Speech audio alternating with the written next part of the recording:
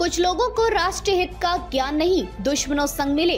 राहुल गांधी पर बोले उपराष्ट्रपति धनखड़। कांग्रेस नेता राहुल गांधी के अमेरिका दौरे में इल्हान उमर जैसी विवादित सांसद और तख्ता पलट के माहिर कहे जाने वाले डोनाल्ड टू से मुलाकात पर विवाद हो रहा है। इस बीच उपराष्ट्रपति जगदीप धनखड़ ने कहा कि महत्वपूर्ण पद पर बैठे कुछ लोगों को राष्ट्रीय हित का कोई ज्ञान नहीं है।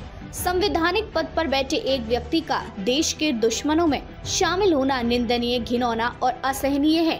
धनखड़ ने संसद भवन परिसर में राज्यसभा सचिवालय में इंटर्नशिप कर रहे छात्रों को संबोधित करते हुए कहा कि देश के बाहर हर एक भारतीय को राष्ट्र का राजदूत बनना होगा। उन्होंने कहा कि यह कितना दुखद है कि संवैधानिक पद पर बैठा एक व्यक्ति ठीक इसका उल्टा कर रहा है। इससे अधिक निंदनीय, घिनौना और असहनीय कुछ नहीं हो सकता कि आप देश के शत्रुओं के साथ शामिल हो जाएं। उपराष्ट्रपति ने कहा कि ऐसे व्यक्ति स्वतंत्रता का मूल्य नहीं समझते। वे यह नहीं समझते कि इस देश की सभ्यता 5000 वर्ष पुरानी है। उन्होंने कहा कि मुझे दुख और पीड़ा है कि महत्वपूर्ण पद पर बैठे कुछ लोगों को राष्ट्रीय हित का कोई ज्ञान नहीं है।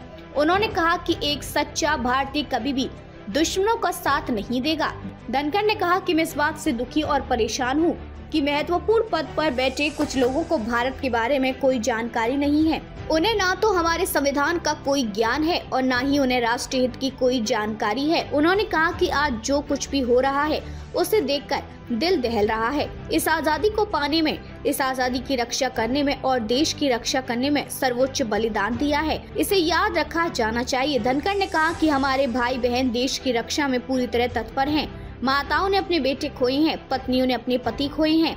हम अपने राष्ट्रवाद का उपवास नहीं उड़ा सकते। उन्होंने कहा कि भारतीय संविधान पवित्र है। इसे संविधान के संस्थापकों, संविधान सभा के सदस्यों द्वारा 18 सत्रों में बिना किसी व्यवधान, बिना उपद्रव, बिना नारेबाजी और बिना कोई पोस्टर लहराए 3 साल की कड़ी मेहनत से तैयार किया गया था। ये संवाद, चर्चा, सकारात्मक बहस और विचार विमर्श के प्रभावी तंत्र से ही संभव हो सकता है।